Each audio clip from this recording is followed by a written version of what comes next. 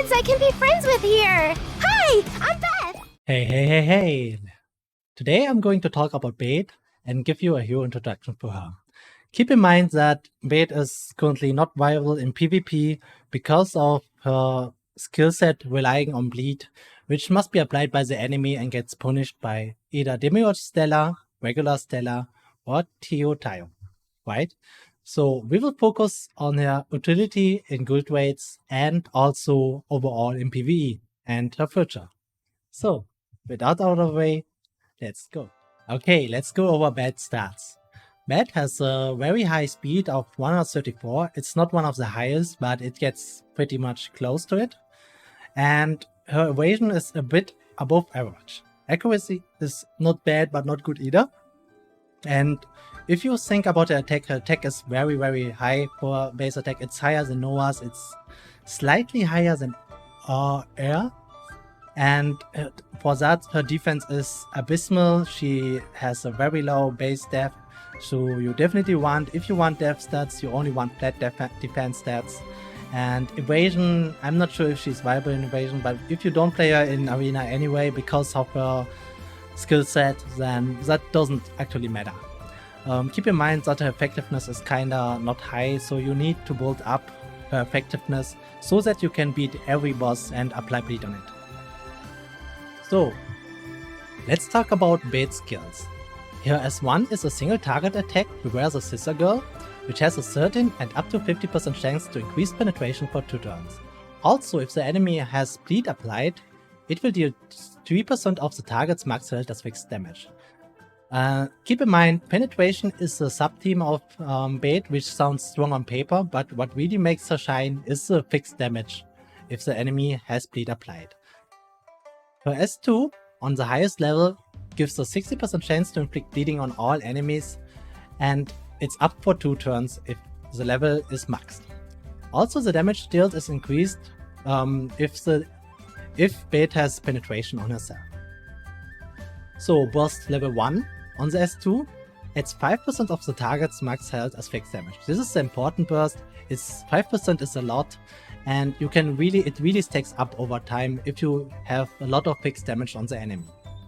The other level 2 increases damage, which is okay, but it's only your base damage, right? The skill itself doesn't deal that much damage if you don't use 5% of the target's max health. So it's a nice to have, but it's AP hungry. And her third burst gives her a 20% increase to get bleeding. This wording is incredibly weird, but it's basically the bleeding counts as a debuff. That's why it says activate buffs, and then you have an 80% chance. I think all you need is the burst level 1, because the 5% to the target's max health as fixed damage is what makes Beth so strong. The third ability, A Present for You, is on a 3-turn cooldown on the highest level. Deals significantly increased damage on one target if you have penetration buff on yourself, and also deals 5% of the target's max health as fixed damage if the target is inflicted with bleeding. So after using this skill, has a 100% chance to increase the caster's penetration for 2 turns and inflict bleeding on the target for 2 turns. So if you read this, you would think that it's important to get the penetration buff first, so that you can use your S3 for big penetration damage, right? Because the damage will be greatly increased. But actually, in my playtesting, it's better to use the ultimate to inflict the 100% chance for bleeding on the target, so that you can start using your S1 2 times to bleed to deal fixed damage. So basically, what you want to do is you start with the S3,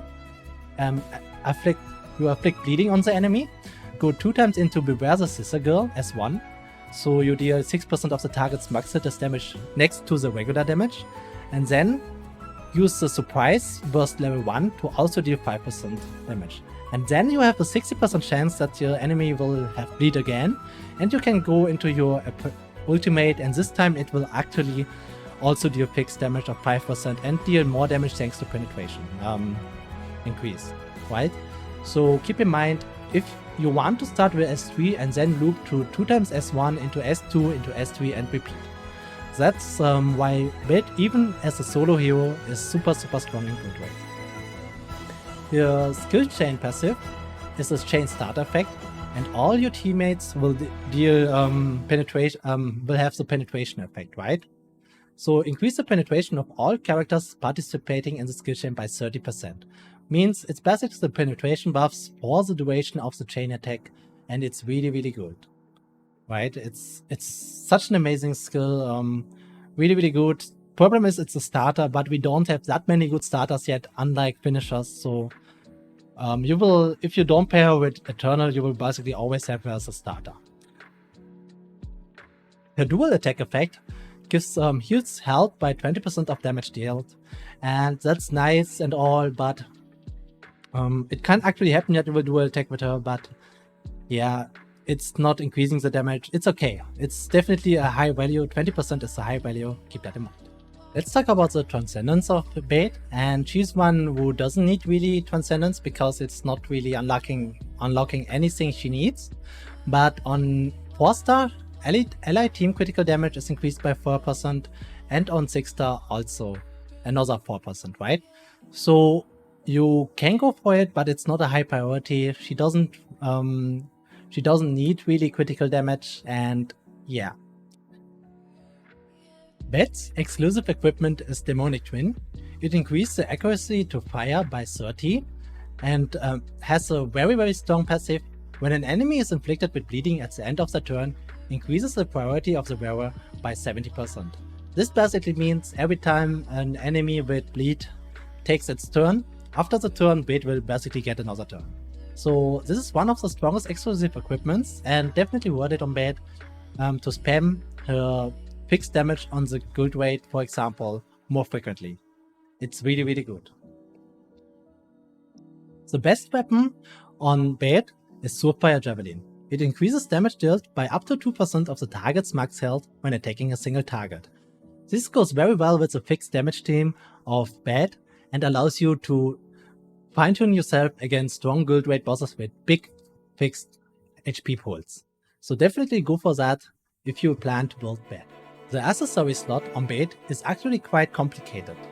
While the penetration accessory seems better on paper on Beth to go for her theme, I think the fixed damage on her abilities is the reason why we use her.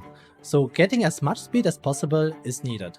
And Glycis is the only one who drops accessories with speed, so Clock Up is probably the best choice to increase the speed of Beth. This is how your Beth could look like, if you focus only on fixed damage. A speed of 257 gives us a lot of turns. With the exclusive equipment and applying bleed, we will get a lot of turns, maybe even half of the team.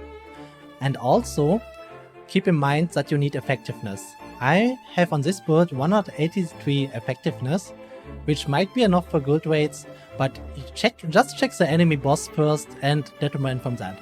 If the boss has a higher resilience rate, which is a counter force to effectiveness, then of course stack up effectiveness. In the worst case, you can give up a bit on speed and go for a necklace, for an accessory that gives effectiveness, like this one, 114, right? So in doubt, just get effectiveness necklace, but if you can get away with speed, go for speed. I go for the speed set, of course, because I want, like I said, as many turns as possible on Beth. And I think there's no real other set that could come close to speed in Beth's case. For talismans, I suggest focusing on chain point attacks just for your team to generate more chain points. AP is also possible, but it's not like that you really need it, because all your abilities can theoretically deal fixed damage. It can, but her burst level 1 on her S2 is really strong, so keep that in mind. So yeah, I will take Sage Charm if I'm attacking fire.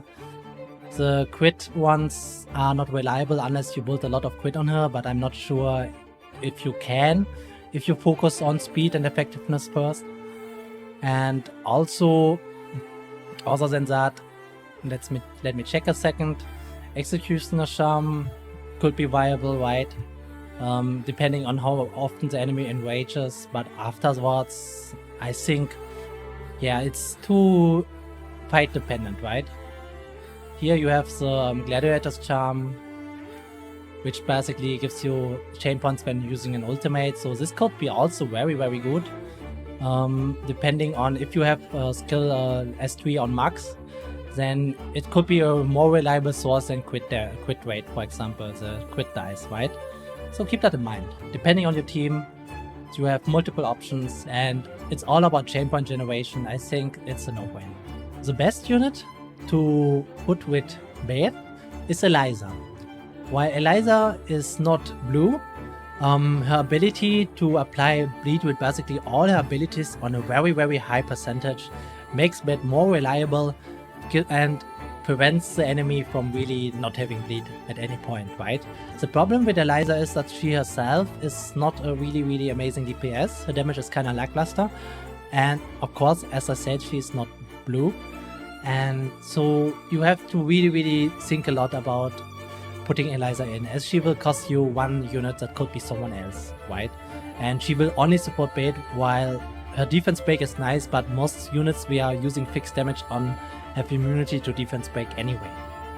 The other option is Francesca, but Francesca feels less like a support. Probably the better choice because of her strong single target DPS. Keep that in mind. She also has a bleed theme going on, but you don't need a bleed theme. You don't need a team built around bleed to make Beth work. Beth worked already wonderfully without. In the next part, I will give you back my footage of the gold raid against ksai, which used Beth as in my mono blue team, and I think because arena is not a good place for Beth right now, this is the best showcase I can give you for Beth. So enjoy the video and see you.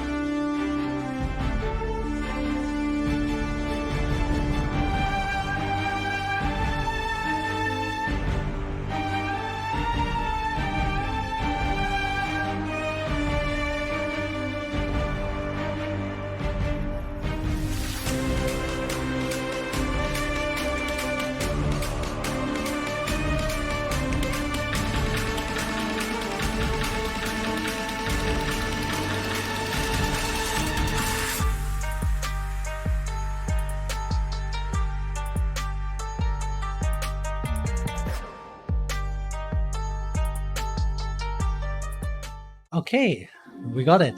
Again, I want to thank you all for watching the video. I hope it helped you understanding Beth and how to use her better and why she is such a high value unit right now. And I really appreciate if you subscribe or like the video. It really helps to keep me going, and I will do more of the series and hope that you enjoy Beth. So see you guys in Outerplane. Have a good one.